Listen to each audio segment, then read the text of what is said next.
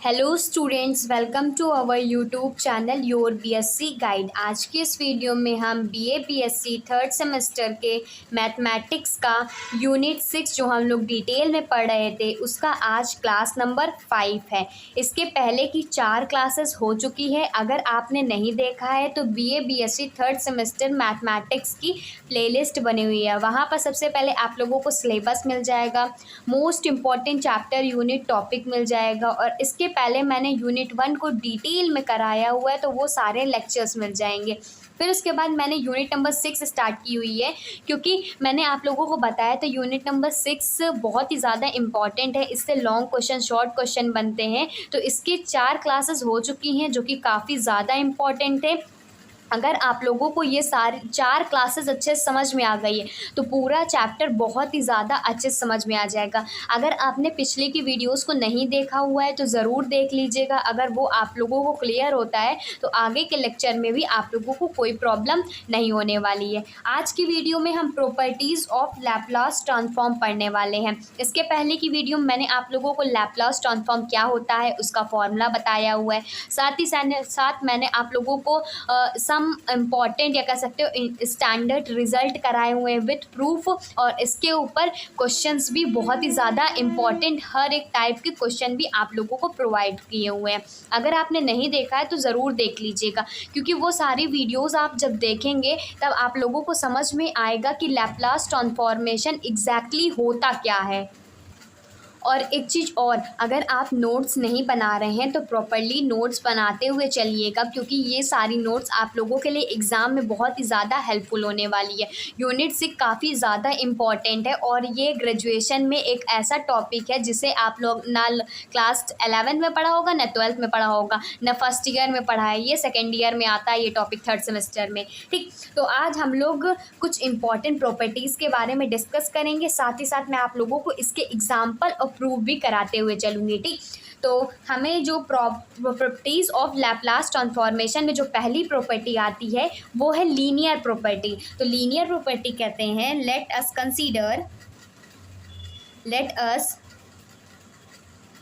Consider F1s and F2s are Laplace transform of F1t and F2t, then Laplace of C1F1t plus C2F2t। पहले लिख लीजिए फिर मैं आप लोगों को अच्छे से समझाती हूँ। C1F1s plus C2F2s where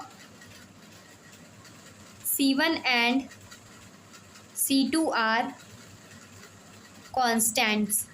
देखिए, सबसे पहले जो प्रॉपर्टी आती है लैप्लास ट्रांसफॉर्मेशन की वो होती है लीनियर प्रॉपर्टी। इसमें कह रहा है अगर हम कंसीडर कर ले कि F1s और F12 ये लैप्लास ट्रांसफॉर्म है किसका, function of one with respect to t and F2t का, देन हम ये कह सकते हैं अकॉर्डिंग टू लीनियर प्रॉपर्टी जो लैप्लास होगा यहाँ पर कोई कांस्टेंट और F1t प्लस फिर constant F2t is equal to C1 और F1s प्लस C2F2s, जहाँ पर C1 और C2 कांस्टेंट होगा। ये हमारी लीनियर प्रॉपर्टी कहती है। अब इसका प्रूफ देख लेते हैं। प्रूफ भी काफ़ी इंपॉर्टेंट है तो इसको ध्यान से समझिएगा। ठीक, तो यहाँ पर प्रूफ लिख लेते हैं। प्रूफ, सबसे पहले हम लोग ने लैप्लास का फॉर्मूला पढ़ा था। क्या होता था, since we know that Laplace function t is equal to, ये 0 से इन्फिनिटी जाता था। अगर आपने पिछले की वीडियो देखी है तो आप लोगों को ये फॉर्मूला अच्छे से रट गया होगा। ठीक, काफ़ी बार मैंने आप लोगों को बता दिया कि लैप्लास ट्रांसफॉर्मेशन का फॉर्मूला होता है एल एफ ऑफ टी पूरा ब्रैकेट में 0 से इन्फिनिटी ई की power minus s t f t d T. यहाँ पर फंक्शन यहाँ पर रखते थे लेकिन हमें ये वाला फॉर्मूला को प्रूव करना है तो इसके लिए हमें F1 निकालना पड़ेगा, फंक्शन 1 निकालना पड़ेगा और फंक्शन 2 भी निकालना पड़ेगा। तो यहाँ पर इस फॉर्मूला में फंक्शन 1 और फंक्शन 2 निकालते और हम जानते थे कि ये किसके इक्वल होते थे, एफ एस के इक्वल होता था कि नहीं। मैंने सबसे पहले लेक्चर में आप लोगों को ये क्लियरिटी से बता दिया हुआ है कि जो लैप्लास का फॉर्मूला होता है वो इतना होता है, ठीक। बहुत हम लोग इतना यूज़ करते हैं, लेकिन ये एफ एस के भी इक्वल होता था। तो हम लोग पहले फंक्शन के लिए निकाल लेते हैं। तो Laplace of function 1 t is equal to, ये कितना हो जाएगा, 0 से इन्फिनिटी ई की power minus s T. F1 के लिए निकाल रहे हैं तो ये हो जाएगा F1 t dt, और ये F1 s के इक्वल हो जाएगा, ठीक। F2 के लिए निकालते हैं तो ये भी हो जाएगा Laplace F2 t is equal to 0 से इन्फिनिटी ई की power minus s T.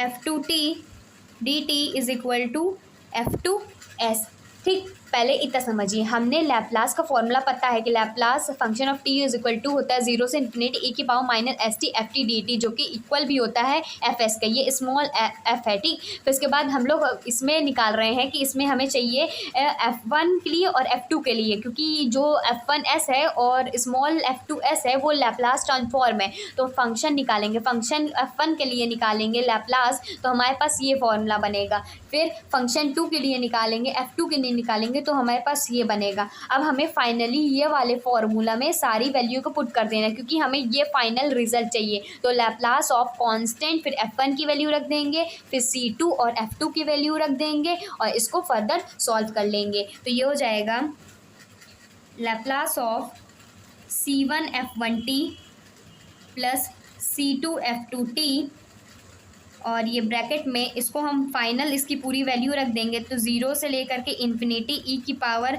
Minus s T, तो इस सब में कॉमन है ही है, इसको बाहर निकाल लेते हैं। और बाकी क्या बचेगा, इसको हम लोग लिख सकते हैं, कोई भी कांस्टेंट से मल्टीप्लिकेशन कर देंगे। जब कोई भी कांस्टेंट से मल्टीप्लिकेशन कर देंगे तो ये हो जाएगा C1, और इसकी जगह F1 लिख सकते हैं, और ये T और प्लस C2 F2t, और इसका हमें डिफ्रेंशिएशन करना है, ठीक। यही तो हमने निकालना है, फंक्शन की वैल्यू ही तो रखी है, दोनों फंक्शन के लिखना है ना, इसीलिए हमने कांस्टेंट के साथ मल्टीप्लाई करके दोनों फंक्शन को एक साथ रख लिया और ई की पावर माइनस एस टी को बाहर रख लिया। समझ में आ रहा होगा ना, मैंने इसमें बस कांस्टेंट से मल्टीप्लाई ही किया है और फंक्शन 1 और फंक्शन 2 वाली वैल्यू को पुट कर दिया है इस वाले फॉर्मूला में, या कह सकते हो इस वाले फॉर्मूला से भी मैंने कंबाइन करके लिख दिया है। तो अब चाहे तो इसको अलग अलग सेपरेट करके भी सॉल्व कर सकते हैं, मैंने एक साथ लिखा हुआ है ना, इसको सेपरेट कर लीजिए।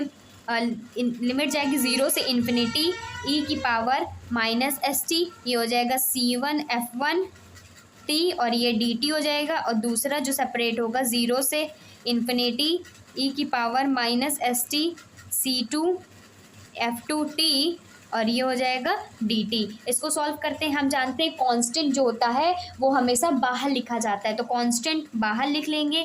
लिमिट इंटीग्रल के अंदर आ जाएगा 0 से इन्फिनिटी ई की पावर माइनस एस टी, ये F1 हो जाएगा, t हो जाएगा, और ये dt हो जाएगा। कांस्टेंट को बाहर लिख लेते हैं C2, फिर इसके बाद इंटीग्रल 0 से इन्फिनिटी ई की पावर माइनस एस टी, और ये F2 t, और ये dt हो जाएगा। इसको क्या हम लोग F1t लिख सकते हैं, क्यों, क्योंकि देखिए ना, अभी मैंने आप लोगों को बताया ये किसके इक्वल है, Laplace of function of T के ही तो इक्वल है, तो ये किसकी पूरा वही वैल्यू तो आ रही है। तो इसको हम लोग लिख सकते हैं, आगे लिखते हैं इसमें, इसको हम फर्दर लिख सकते हैं। क्या लिख सकते हैं, कांस्टेंट C1 तो हमारे पास था, इसको लैप्लास ऑफ F1t लिख सकते हैं, क्योंकि दोनों वैल्यू मिलाएगा वही सेम टू सेम है। और इसको लिख सकते हैं C2 हमारे पास बाहर था, इसको लिख सकते हैं लैप्लास ऑफ F2 और ये t।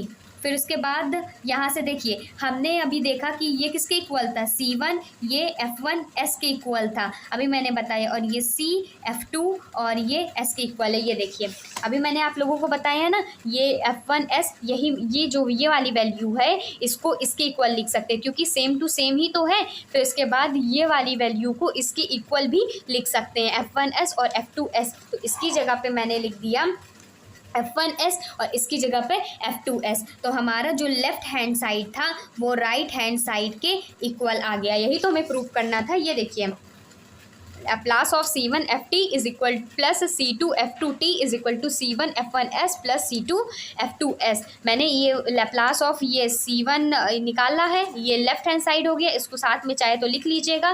फिर जो हमारा राइट हैंड साइड सॉल्व करके वो वाला आ रहा है, तो हमारे पास ये वाला जो फर्स्ट है लीनियर प्रॉपर्टी प्रूव भी हो गया है। इसके क्वेश्चन में आप लोगों को जो मोस्ट इंपॉर्टेंट क्वेश्चन की सीरीज़ में अगर इसके इंपॉर्टेंट क्वेश्चन बनते हैं तो मैं आप लोगों को करा दूंगी, नहीं तो इतना जो इसका लीनियर प्रॉपर्टी है इसका आप लोग ये देख लीजिए प्रॉपर्टी क्या कहती है और इसका प्रूफ देख लीजिए। कभी एग्ज़ाम में पूछ लिया गया तब आप लोग लिख भी सकेंगे, और जैसे कि कोई मतलब आप लोगों के इसके ऊपर क्वेश्चन भी पूछ लिया गया तो ये सारी चीज़ दी रहेगी, आप लोगों को ये निकालना रहेगा। तो आप लोगों को कांस्टेंट कोई भी कांस्टेंट दे सकता है, ज़रूरी नहीं है कि सी दे दिया के भी दे दिया, तो कोई भी कांस्टेंट दिया रहेगा आप लोग सॉल्व कर लेंगे। ठीक, अब नेक्स्ट प्रॉपर्टी की तरफ बढ़ते हैं, जिसको एक बार में नहीं समझ में आया आप वीडियो को रिपीट करके देख सकते हैं। एक चीज़ मैं आप लोगों को और बता देती हूँ, मेरे चैनल पे आप लोगों को फिजिक्स, केमिस्ट्री, मैथमेटिक्स के सारे लेक्चर मिल जाएंगे, स्टार्टिंग से लेकर के सिलेबस, उसका most important chapter, unit, topic और सारे यूनिट को डिटेल में पढ़ा करके उसका मोस्ट इंपॉर्टेंट क्वेश्चन आंसर और पेपर एनालिसिस भी मैं सब कुछ आप लोगों को प्रोवाइड कर रही हूँ। तो इसीलिए आप लोग प्लीज़ चैनल को सब्सक्राइब ज़रूर करके रख लीजिएगा और नोटिफिकेशन बेल को ऑल पे सेलेक्ट कर लीजिएगा ताकि मेरी हर वीडियो की नोटिफिकेशन आपको मिल जाए। मेरी जो क्लास की टाइमिंग है वो 6 PM है और 8 PM है। आप दोनों टाइम पे वीडियो को चेकआउट कर लीजिएगा, ये तो 6 PM पे मिल जाएगी, ये तो 8 PM पे मिल जाएगी, ये तो दोनों पे मिल जाएगी। जैसे जैसे एग्ज़ाम क्लोज आता चले जाएगा मैं आप लोगों को ज़्यादा से ज़्यादा लेक्चर प्रोवाइड करने की कोशिश करूँगी ताकि आप लोगों का सिलेबस भी कंप्लीट हो जाए, रिवाइज भी हो जाए। जो बच्चे सोच रहे हैं कि अगर एक दिन में एक ही क्लास आ रही है तो क्या सिलेबस कंप्लीट हो पाएगा कि नहीं, अगर एग्ज़ाम देखिए अभी तो एग्ज़ाम की कोई डेट नहीं आई हुई है, और जब एग्ज़ाम की डेट आ जाएगी तो मैं कोशिश करूँगी कि आप लोगों को एक हफ्ता पहले ही सब कुछ कंप्लीट करा दूँ। ठीक, तो बस आप लोग बस ट्रस्ट कीजिए, डेली वीडियोस को देखते रहिए, नोट्स बनाते रहिए, प्रॉपर जैसे चैप्टर ख़त्म हो जाते हैं तो रिवाइज भी करते हुए रहिए। ठीक, और दोनों टाइम पे अगर जैसे कि अगर नहीं आते किसी दिन एक वीडियो तो मैं कोशिश करूँगी 4 से 5 वीडियो दे दूँगी। तो बस आप लोग ये मत देखिए कि वीडियो नहीं आ रही है, बस ये देखिए कि स्टार्टिंग से पढ़ाई हो रही है कि नहीं हो रही है। मैं आप लोगों को पूरा कंटेंट दूँगी, बस आप लोग ट्रस्ट कीजिए और वीडियो रेगुलर आती जाएगी। ठीक, तो बस भरोसा कीजिए। तो पहली प्रॉपर्टी हमने कंप्लीट कर लिया, लीनियर प्रॉपर्टी होती है, उसका प्रूफ भी अच्छे से देख लिया। अब सेकंड प्रॉपर्टी देखते हैं, हेडिंग डाल लीजिएगा। अब नेक्स्ट प्रॉपर्टी डाल लीजिएगा first shifting property. First shifting property, इस प्रॉपर्टी को देखते हैं और इसका एक एग्जांपल भी मैं आप लोगों को बता दूं क्योंकि इसके ऊपर क्वेश्चन भी काफ़ी ज़्यादा बनते हैं। ठीक, फर्स्ट शिफ्टिंग प्रॉपर्टी क्या कहती है, if Laplace of function t is equal to fs then show that Laplace of e की power at ft is equal to F of s minus A. ये हमारी फर्स्ट शिफ्टिंग प्रॉपर्टी कहती है कि अगर Laplace of function t F of s के equal होता है देन हमें प्रूफ करना है कि लैप्लास ऑफ e की power a t function t is equal होगा एफ s माइनस ए के। इसका इंपॉर्टेंट रिजल्ट भी मैंने आप लोगों को कराया हुआ है, e की पावर a t का क्या होता था। फिर इसको एक और तरीके से पूछ सकता है, मैंने बताया था कि इसको s की जगह पे p भी पूछ लेता है। तो अगर कहीं इस तरह का दिया हो और जो अब लिखवाने जा रही हूँ उस तरह का दिया हो तो बस आप लोग समझ जाइएगा कि ये फर्स्ट शिफ्टिंग प्रॉपर्टी ही हमारी यूज़ होने वाली है। ठीक, is equal to Laplace of e की पावर a t कहीं स्मॉल फंक्शन t में पूछा गया हो तो ये आप लगा सकते हैं Laplace of function p minus A. यहाँ पर देखिए अगर कहीं पर इस तरह दिया हो और आपको प्रूफ करना हो तब भी आप फर्स्ट शिफ्टिंग प्रॉपर्टी को लगाएंगे। ठीक, और कहीं पर इस तरीके से दिया गया हो जहाँ पर p की वैल्यू को p माइनस ए करा गया है, जहाँ पर s है वहाँ पर p पुट किया गया है, तो बस वही चीज़ है कि अगर p दिया गया तब भी फर्स्ट शिफ्टिंग प्रॉपर्टी आएगी, s दिया गया तब भी फर्स्ट शिफ्टिंग प्रॉपर्टी आएगी। तो इसको दो वे से इसको हम लोग रिप्रेजेंट कर सकते हैं। ठीक, तो ये आप लोगों को समझ में आपको एक क्वेश्चन करा देते और अच्छे से आप लोगों को समझ में आ जाएगा। एग्जाम्पल डाल लीजिएगा, लैप्लास ऑफ t का क्यूब e की पावर -3t ये बुक का क्वेश्चन है और ये 2021 में आया हुआ क्वेश्चन है। तो इसमें फर्स्ट शिफ्टिंग प्रॉपर्टी लगाते हैं। तो बाय फर्स्ट शिफ्टिंग प्रॉपर्टी, ठीक। फर्स्ट शिफ्टिंग प्रॉपर्टी क्या कहती है? ये कहती है लैप्लास ऑफ ई की power A T f T किसके इक्वल होगा? फंक्शन ऑफ एस माइनस ए के।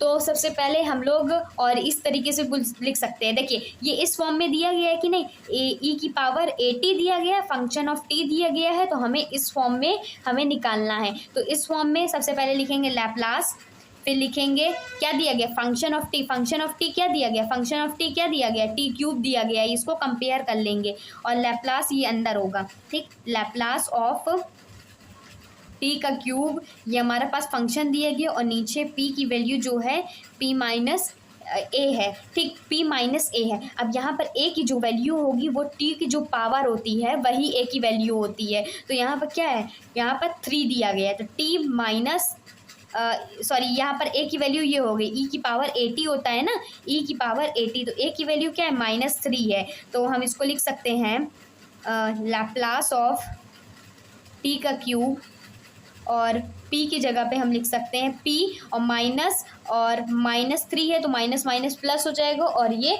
3 हो जाएगा। देखिए मैंने क्या किया, फर्स्ट शिफ्टिंग प्रॉपर्टी लगाया जहाँ पर लैप्लास ऑफ t का क्यूब e की पावर -3t, मतलब कुछ इस तरीके से दिया गया, फंक्शन ऑफ t दिया गया, t का क्यूब e की पावर 80 दिया गया -3t, ठीक। हमें ये निकालना है, ठीक। फर्स्ट शिफ्टिंग प्रॉपर्टी लगाएंगे, हमने क्या किया? लैप्लास, फिर उसके बाद फंक्शन, फंक्शन क्या है? टी का क्यूब और बाहर क्या था? पी की जगह पे पी माइनस ए रखना है, ठीक। तो हमने क्या किया? लैप्लास टी का क्यूब, पी की जगह पे पी माइनस ए, ए की क्या वैल्यू है? -3t है, मतलब ए की वैल्यू माइनस होगी। इसके आगे जो लगा है प्लस और नेगेटिव का साइन लगता है उसको साथ में लेते हैं, ठीक। तो ये माइनस था और -3 भी है तो माइनस माइनस हो गया प्लस, तो ये p+3 हो जाएगा। इसको आगे सॉल्व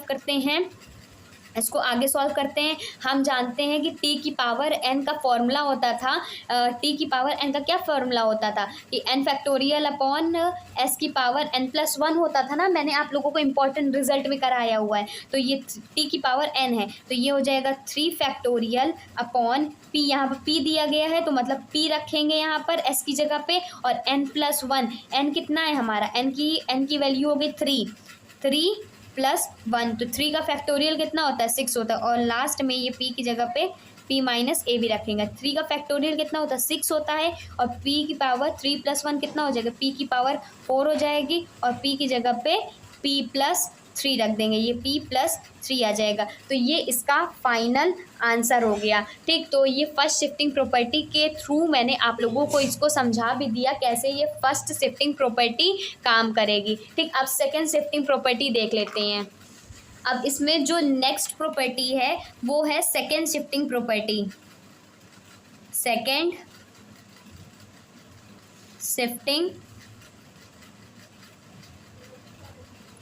प्रॉपर्टी, इसको समझिएगा, ये थोड़ा सा कॉम्प्लिकेटेड हो सकता है लेकिन बहुत ही ज़्यादा इजी है, ठीक। तो सेकेंड शिफ्टिंग प्रॉपर्टी कहती है if Laplace of function t is equal to f of s and h T is equal to f t minus a, जब t a से बड़ा होगा और 0 जब t a से छोटा होगा, ठीक। Then Laplace of H T is equal to E की पावर -as और fs। देखिए सेकेंड शिफ्टिंग प्रॉपर्टी कहती है कि अगर Laplace of F of S के इक्वल होता है देन हम कोई एक नया फंक्शन ले लेते हैं h, और t वो हमारा इक्वल होगा ft माइनस ए का, जब t हमारा a से बड़ा होगा, और 0 होगा जब t हमारा a से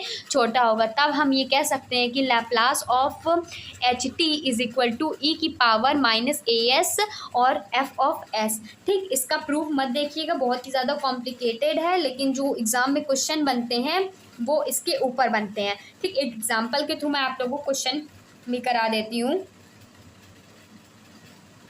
एग्जाम्पल है find Laplace of S T, हमें निकालना है Laplace of S T when H T की वैल्यू दी गई है cos T minus pi by to, जब टी बड़ा है पाई बाई टू से, और ज़ीरो जब टी छोटा है पाई बाई टू से। हमें निकालना है लैप्लास ऑफ एच टी, मतलब हमें ये वाली वैल्यू को निकालना है। वो किसके इक्वल होती है? इसके इक्वल होती है। तो हमको ये बस पुट करके हमें वैल्यू निकाल लेनी है। कैसे निकालेंगे? सबसे पहले जो हमारे पास गिवन है वो हमें पता करना है, क्योंकि सेकेंड शिफ्टिंग प्रॉपर्टी यही कहती है। तो लिखेंगे by second shifting property, solution by second shifting property, by second shifting property Laplace of function T. थोड़ी सी वीडियो लंबी हो सकती है, लेकिन मैं आप लोगों को ये वीडियो में पूरी प्रॉपर्टी करा दूंगी। 4 प्रॉपर्टी है। सबसे पहले लीनियर बताया, फिर फर्स्ट बताया, फिर सेकंड बताया, और फिर जो लास्ट में आती है चेंज ऑफ स्केल प्रॉपर्टी। चारों प्रॉपर्टी को एक ही वीडियो में करा दूंगी ताकि आप लोगों का भी टाइम वेस्ट ना हो। ठीक, थोड़ी सी लंबी हो गई तो क्या हुआ। ठीक, तो ये हो जाएगा लैप्लास ई किसके इक्वल होता था? एफ ऑफ एस के इक्वल होता था। देन हम ये कह सकते थे, then Laplace of H T is equal to E की power minus A S F of S, where जहाँ पर एच ऑफ टी की वैल्यू दी गई है। पहले जो गिवन है उसको ज़रूर लिख लिया करिए, क्योंकि एग्जामिनर देखता है कि क्या उन्होंने आंसर में रिप्रेजेंट किया। आंसर को रिप्रेजेंट करना सबसे ज़्यादा इंपॉर्टेंट स्टेप होता है। बाकी एग्जाम टिप्स और ट्रिक्स की मैंने प्लेलिस्ट बना दी हुई है, आप वहाँ पर देख सकते हैं कॉपी कैसे लिखते हैं, टाइम मैनेज कैसे करते हैं, प्रिपरेशन कैसे करते हैं, तो आप लोगों को कुछ और आइडिया हो जाएगा। बाकी अगर आप लोगों को किसी और टॉपिक के ऊपर वीडियो चाहिए तो आप लोग कमेंट कर दीजिएगा, मैं उस टॉपिक के ऊपर भी वीडियो आप लोगों को प्रोवाइड कर दूँगी। और कुछ भी पूछना रहा करे तो आप लोग कमेंट करके पूछ लिया करिए, मैं आप लोगों के सारे कमेंट्स पढ़ती हूँ, रिप्लाई भी करती हूँ। ठीक, तो ये हो जाएगा। अब यहाँ से ए की वैल्यू देखिए, यहाँ पर क्या दी गई है? ए की वैल्यू पाई बाई टू दी गई है, क्योंकि हमें टी हमारा ए से बड़ा होना चाहिए। तो यहाँ पर ए को इसको कंपेयर करेंगे दोनों इक्वेशन को, तो हमारे पास ए की वैल्यू कितनी आ जाएगी? पाई बाई टू आ जाएगी। और यहाँ पर फंक्शन क्या दिया गया है?